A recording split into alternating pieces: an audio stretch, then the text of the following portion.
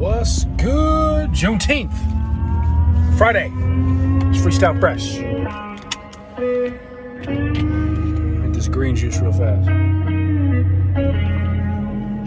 No celebrating Juneteenth? Y'all going to any marches or any rallies today? Ooh-wee.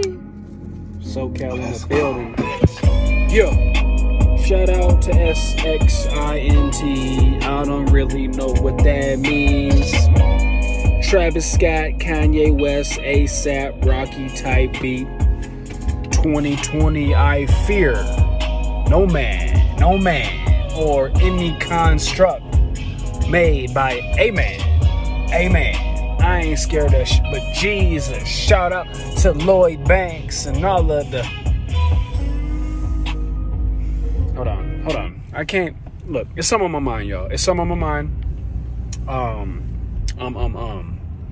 Woo, it's a lot on my mind, y'all. It's a lot. And I wanted to share something with y'all that I've been sharing with my peoples. Boots on the ground. So check this out. Y'all know who Sam Harris is, right? I am an avid consumer of content. Avid consumer. Intellectual dark web, Jordan Peterson, Brett Weinstein, shout out to him, Dark Horse Podcast, Eric Weinstein, Ben Shapiro, I remembered his name, Dave Rubin, you're on the bubble, bud, you're on the bubble. I still like you though, I still mess with you. Sam Harris, a lot of people in that group respect him, interact with him. He's a thinker. He's an intellectual, he's a philosopher. I think he is the preeminent atheist, vocal atheist. I guess he makes a pretty good argument for that. I'm not super familiar with Sam Harris's work, but this Making Sense with Sam Harris, number 207, it's an hour 53 minutes. Mind you, I liked this video. I shared it with some friends and some family members. Okay, see, I liked it. I added it to a playlist. So this is not hate. And this is high praise, actually, because I suggested that people watch this before I finished it, which I rarely do. And he's making some great salient points, the vast majority of which I agree with. One here that I don't, that I feel is important, that I am going to engage, and I'm doing so at his behest. I got some clips here. Don't mind the green screen and the motion. It's not what you think. So I'm going to play these clips. What's up, law enforcement? What's good? Y'all not hitting nobody? Awesome. Good stuff. Good energy. I went to the Home Depot today and I got some air filters, and I didn't want to wear my mask. And the dude that was helping was like, "You ain't gotta wear your mask, bro." And he gave me it's a Caucasian dude. Gave me £1. He was like, "You good, brother?" I've been getting nothing but love. I swear. I know it's rumors. Black people in trees, that the police are using excessive force and killing dark-skinned people, armed and unarmed alike. I know all this is going on. I'm telling you my experience, right? And Sam said something about,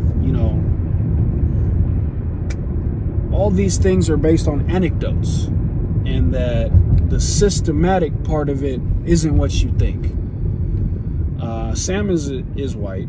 He acknowledges it in here and said he could have had any number of African-American intellectuals to make these points, but he thought that was cowardice. And I commend him for that. Speak your mind. First Amendment, speak your mind. Okay? So Sam Harris. A couple snippets. Check this out. Check it out. This is real. Step here. never recover. Journalism. Believe on. And this is really unhealthy, CNN, right? Not just for individuals, but for society. Because again, all we have between us and the total breakdown of civilization is a series of successful conversations. Can you dig it?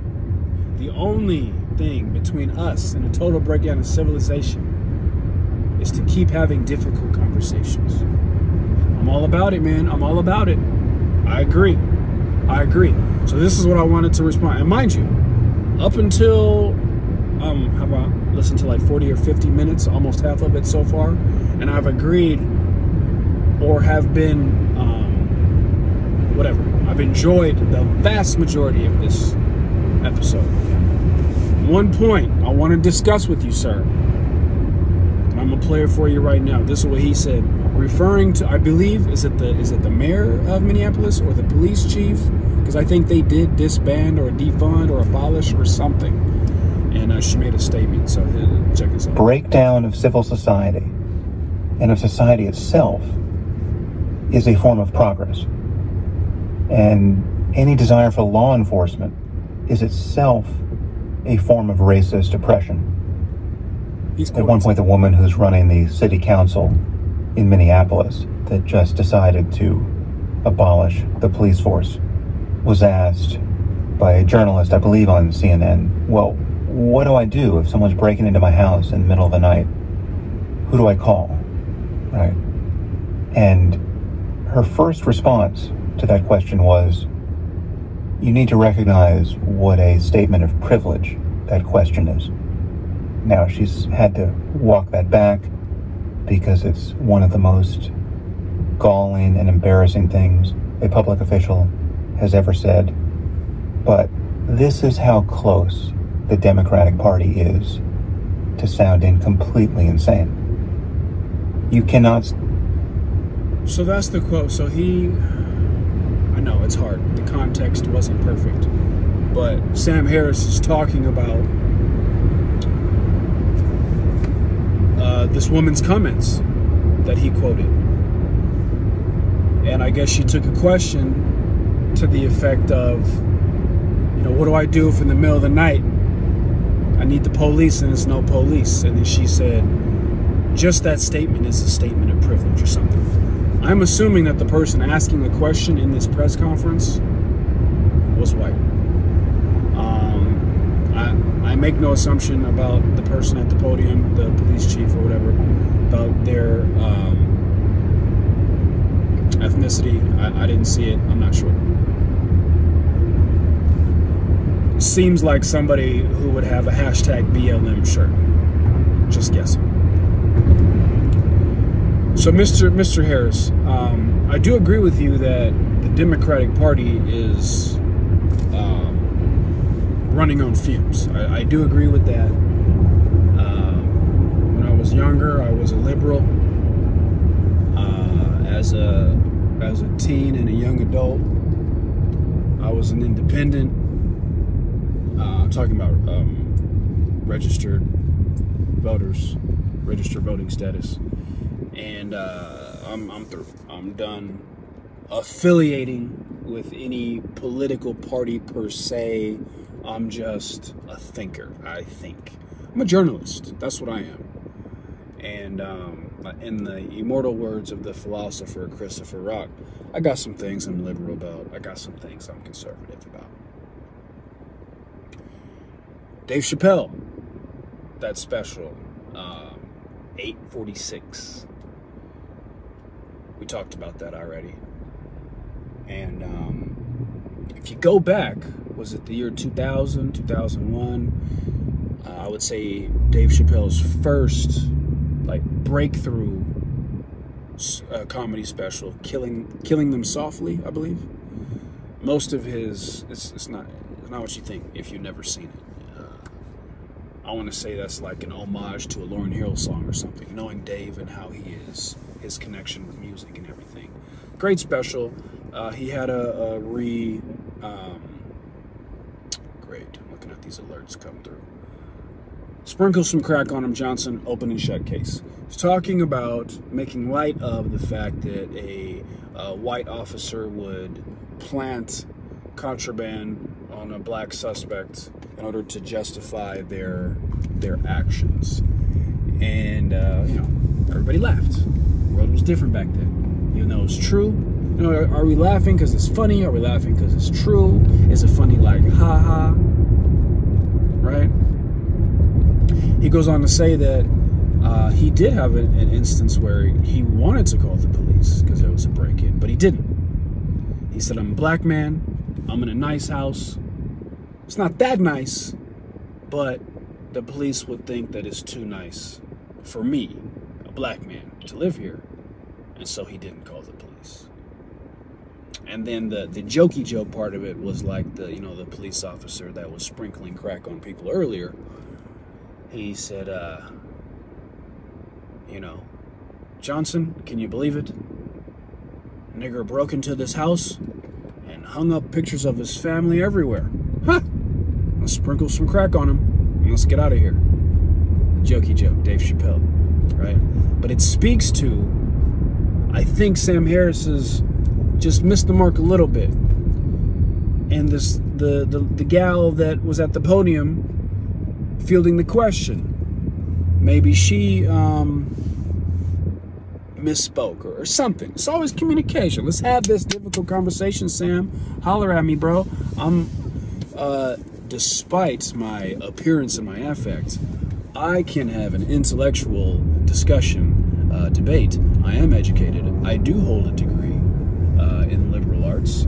I am an overachiever. I am a taxpayer. I am a citizen. I am, above all, interested in the continuation of this experiment of the Republic, and I would love to raise my children in a peaceful environment and coexist with my neighbors and whatnot. So, myself being in an interracial relationship, I've got some interesting dynamics to work with. My wife is more or less, comfortable doing certain things that I'm not comfortable for because of how we look. So I think that it is a statement of privilege to think that one can reliably count on law enforcement in general to come to one's aid and take your word for the help that you need. So I don't feel that way. It could, but I don't have 100% faith and confidence that if I needed aid and that I was to call law enforcement, like the fire department, I have 100% faith in them that they would try their best to help me. Ambulances, other first responders, I have 100% faith that they would do their best to help me. Armed police officers, peace officers, they'll protect and serve in quotes, I do not have 100% faith that they would come to my aid and help me if I was to need it.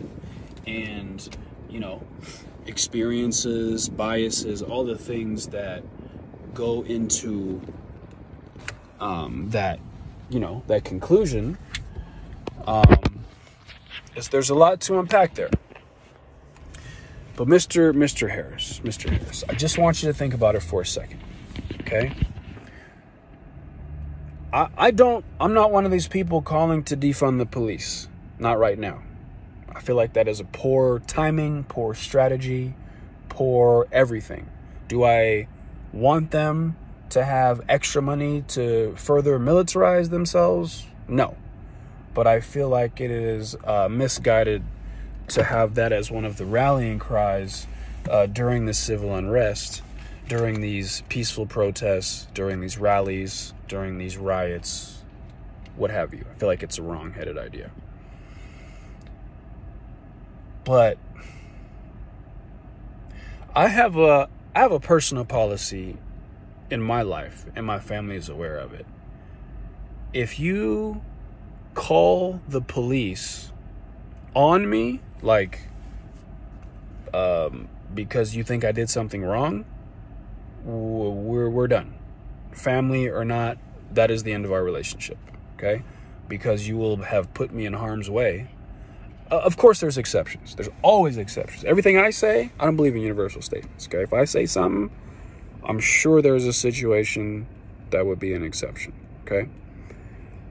But if my own mother called the police on me, that would be the end of our relationship. I would never speak to her again. If my wife called the police on me, instant divorce.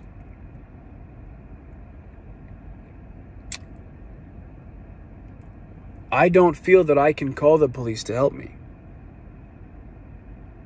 If I was in public, in neutral territory, and there's an officer and I can tell by his body language that he's relaxed, he's not on high alert, and he's got that vibe, I would feel more than comfortable approaching him and engaging him and talking, him or her, pardon me. I have no bias against an individual. It is the badge. It is the gun. It is the, what is it? Implied immunity? Qualified immunity? It is the double standard. It is the, that badge. Where does that come from? The origins of policing.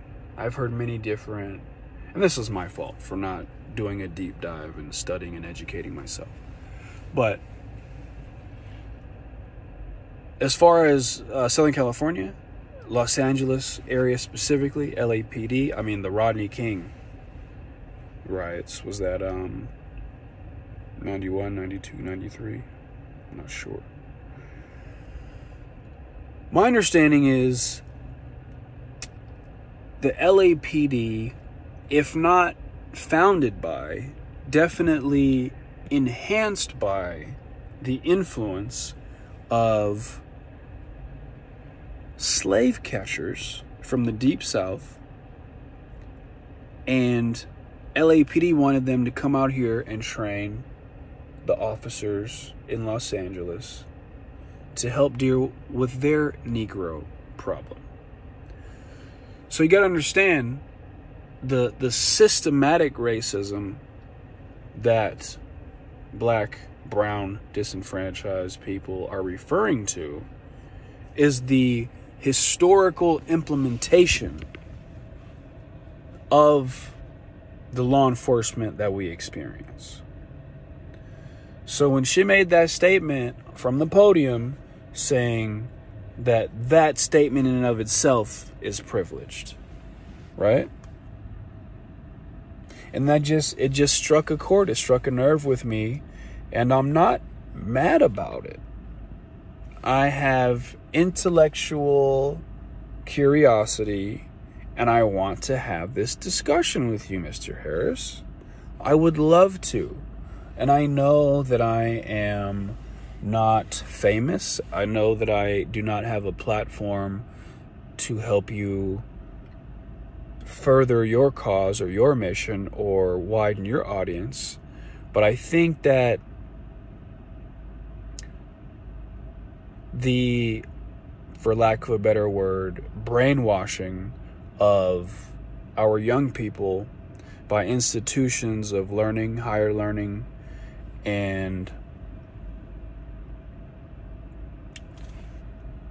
the biases that people are coming out of these liberal arts universities with has been pointed to by Jordan Peterson and others of his ilk as the problem, as this flare-up of identity politics and what was the word he used? Theoretical science. I'm trying to recall something Brett Weinstein said.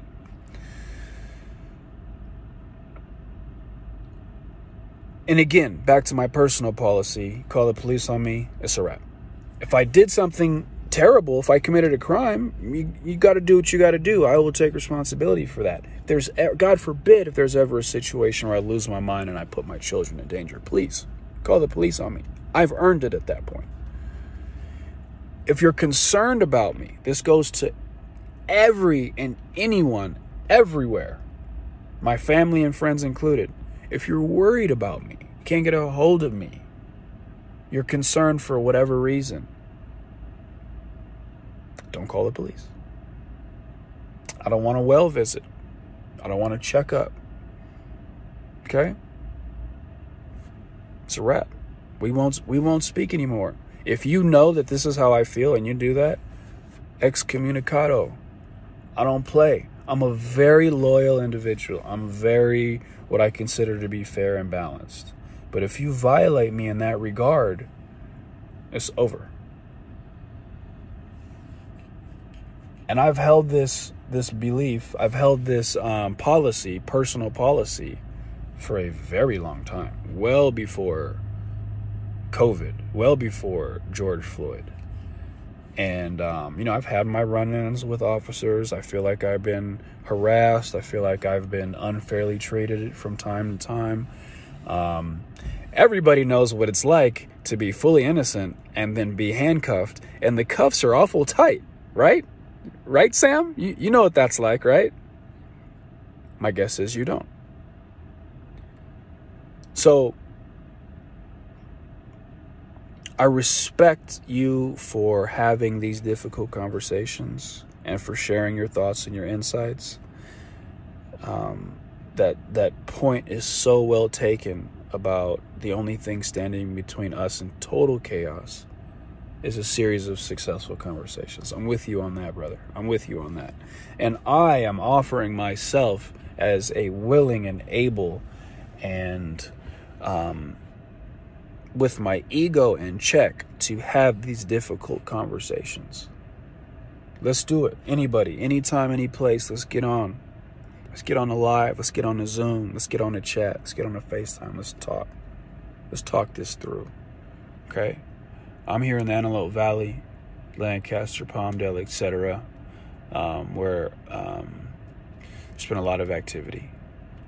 There's been a lot of activity. We all know, well, maybe you don't. The black man that was found hanging from a tree, allegedly. There's been no, guess we're waiting on investigation or I don't know what. His brother was shot and killed by the police in Rosemont, just about 15 minutes north of me. It's a lot. It's a lot going on. But I'm focused. That being said, it's about 6:30. There was some troubling rumors of a white supremacist group that was planning, allegedly, these are rumors, a rally or a meeting or of some sort in this vicinity. And so, of course, my family and friends are concerned for my safety and wanted me to hurry up and come home. So I need to go handle my business and do that. I'm not scared. I'm not scared. But I do want to help keep a nice, peaceful vibe in my household. So I'm going to comply with their wishes. But yeah, all cops are not bastards. I believe that. Black lives matter. Obviously, the sentiment cannot be denied. All lives matter with an asterisk. And I'm not talking about the connotation that y'all all are familiar with. I'm talking about the concept of human life mattering. And it should matter equally. It should be treated as precious consciousness. And that should guide our next steps. That's my opinion. And I know that I have the ability to de-escalate, diffuse, and really avoid any interaction, unwanted interaction with off law enforcement. I know that I have that ability. I know that not everybody does. I'm aware of that. I'm very aware.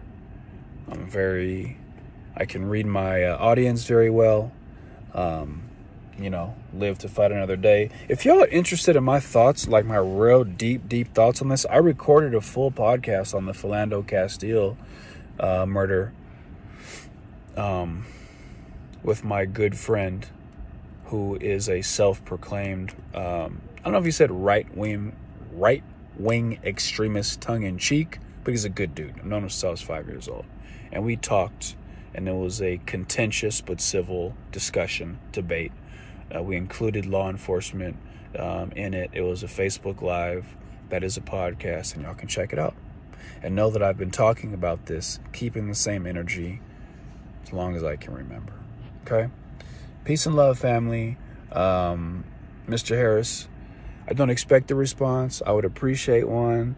I respect you. I liked your video.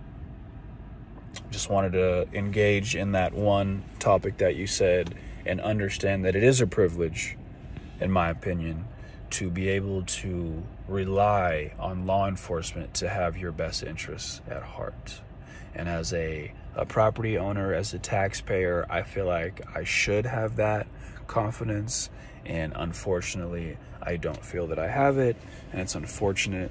And that is something that I take into account, and that I use valuable resources in my mind, my valuable critical thinking that I could be using on improving my life, my family's life, our financial future, etc., to consider